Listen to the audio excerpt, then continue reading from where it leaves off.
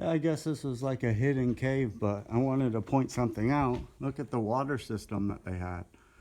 Crazy, huh? 2,000 years ago, they had water systems. So yeah, this like was all one roof here. So this must have been like, and then maybe lookouts up top. But you can tell that this is really far kind of tucked away here, away from everyone, away from everything. And I'm only like about, I don't know, like 8 or 10 kilometers away from the famous St. Mary's house. I don't know if I'll walk that far because no buses there. Taxis are expensive. So I will see. But yeah, so you can kind of, understand a little bit more about, there's more tombs here. And I'm sure a lot more over there. Crazy that they build all this just for tombs. But they probably were hidden here, like the sign said, for centuries. So they buried the people in the rocks. Because that's all that's around here is rocks. And I think, this is a whole conspiracy. Wow, yeah, this is the whole top floor here. Yeah, you can see like they lived here. I was just down at the bottom. Huh.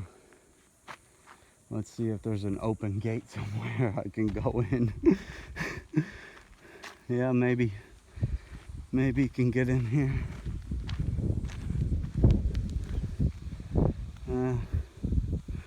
Maybe, but yeah, you can see like they probably lived up here. The church was down at the bottom, and then they put all the dead people at the bottom. But anyways, I wanted to say that from what I've been learning, that it's basically the Greeks and the Romans was the one who started burying process, because before, the people here before used to cremate.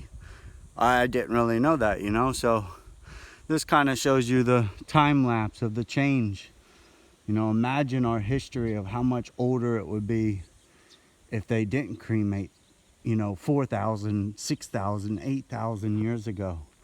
And probably it came from the Egyptian pharaoh and stuff, because they started making mummies and doing things like that too. And of course, I don't think they buried everybody in these tombs, because also from what I've learned is that when these people needed money or slaves or something to do this kind of work, and most of the time from what I was reading, that it cost money. And Antalya, the area kind of like where I'm at in Turkey, western, southwestern Turkey, that's who created the first money system in the world, which was like 600 BC, which that's pretty incredible. And I think that's one reason why the Greeks and the Romans and the Egyptians were fighting so much here, because they knew that they were exchanging gold, silver, even iron. So they had the technology and stuff, and the brain power, the uses of how to dig tunnels, how to mine, how to foresee and get all these things, because metal is quite useful to no matter who it is. You can, especially for people with war. And that's one reason too why, like the Hittites and Ultima Empower were so very strong. But I will tell you one thing that I've also learned on my travels of how Germany became super powerful in this world, is because they went to Papua New Guinea like 400 years ago. This is what I learned in Papua New Guinea. They went to Papua New Guinea, and for 300 plus years they were there finding gold. And the people in Papua New Guinea said there was so much gold, so much diamonds and gems in the rivers. You can walk down the river and just see everything.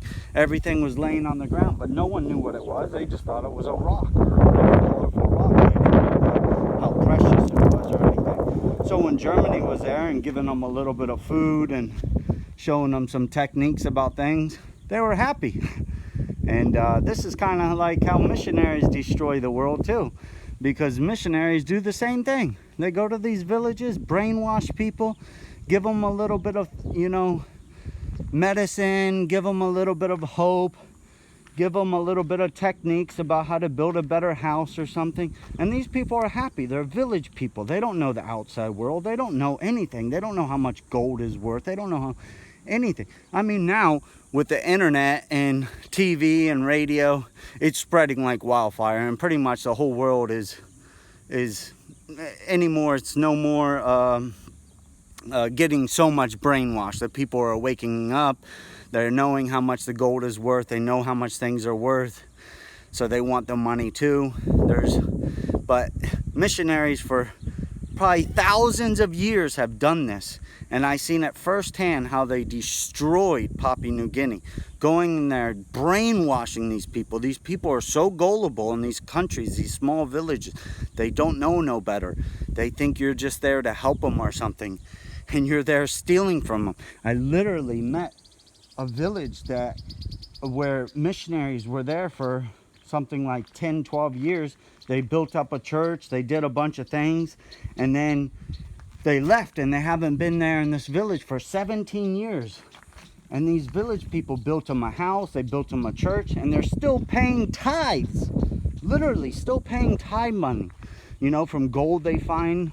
They're still panning or whatever in the rivers. And I say, what do you do with the tithe money? And they say, oh, we ship it to the missionaries. I was like, what? That's crazy. For 17 years you've been doing this. I said, you guys could have bought a boat or something to transport people up and down the river. You guys could have, made some kids go to college or something, at the university in the main city. You could have paid a couple of the smartest kids to go to school or something.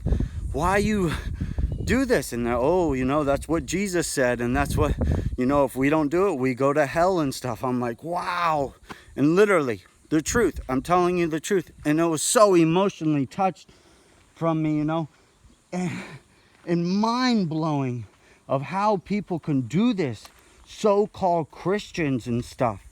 And these missionaries literally are rich. They have their own planes, their own yachts. They get money from all these churches, mass amounts of money, and they go to these countries and stuff, and they just keep spending and spending and spending like it's nothing. It's so crazy and sad, honestly. That's what I've seen. That's what I experienced. I didn't like it one bit. And that's just one story I heard, and I seen firsthand of how it was. And anyways, so you can kind of put these stories together, and you can kind of see how these people literally react. 2,000, 3,000 years ago, just imagine, these people knew nothing. There was nothing going on. It took a lot of work and time and dedication to build all these stuff, out of these rocks and all this, cave systems and so forth. Anyways, I just wanted to give my dialect of it, and I've been wanting to say so much about so much times. It's just this phone of mine sucks with phone memory. I'm dealing with a couple gigs. Literally every day I have to delete stuff and reprogram my apps, and it takes hours just to download a simple movie. And hopefully soon I get another phone or something, and start doing much more videos of everything I've learned. And my GoPro is so full of videos. It's really amazing of how I have thousands and thousands of videos just through my GoPro. But I can't download it through my phone because it's too much memory. It eats up too much gigs. And so I'm stuck. And so are you guys, to see my travels. Hopefully sooner or later I can get this shit more organized and get my things going again. because there's so much more I want to tell you guys, and so much more that I want to put into, you know, I'm only doing like short videos and stuff right now, and that's really all I can do. I can do like a long video because I can download it on my phone like I am right now. You know, I'm talking for 10 minutes. But the thing is okay, the next time, oh wow, the next time I go to make a video, I probably have no more memory.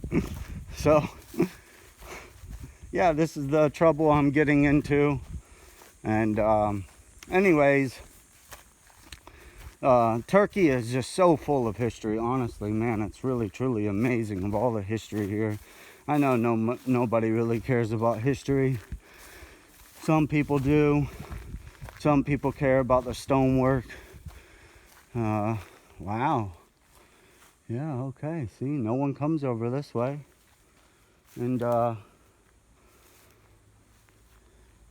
yeah, just look, they dug out all these rocks and they moved them somewhere. Okay, let's go check this out. Hopefully I don't get bit by a snake. Anyways, one thing that I wanted to mention here about Turkey is that I'm very close to one of the oldest olive trees in the world. It's like literally 1,000 years old. That's pretty crazy. I don't know if I'll get a chance to see it, but you can Google the oldest olive tree in the world if you want, and see it for yourself. You know, so much other stuff like I've been explaining. Huh. Hey, you see, no one even comes over this way. Why? Huh. Pretty cool, huh? So they literally dug all this out. And it looked like a river or something was here before.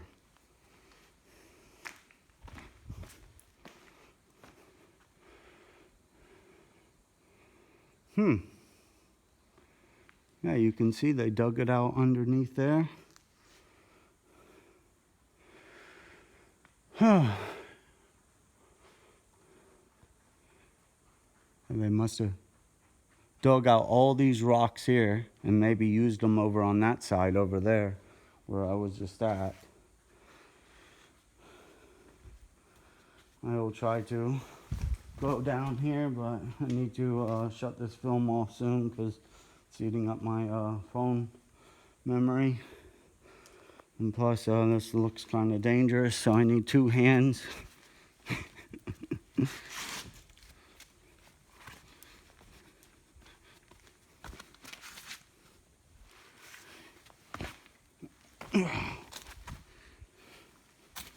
Okay. Wow, it's nice and cool down here. Yeah, wow, crazy, huh? What the hell? What is all this they're digging up? Ah, I bet you they're digging up here, trying to look for shit. Cause that don't look like no animal to me. Huh. Yeah, looks like people were digging up here trying to look for stuff. Maybe gold, maybe bones or something. I don't know. Anyways. Yeah. So this is... Wow, is that coal? No, it's just black. Must have had a fire or something down there. I don't know.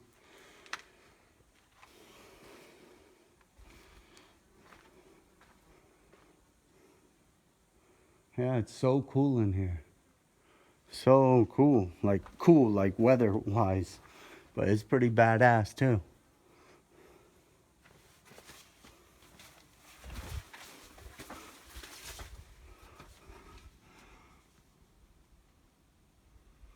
I don't know if I can fit through there, but maybe I can try. Wow. Yeah, so okay. Turning this off, signing off. Stay tuned because I'll have so many more videos soon. Peace out.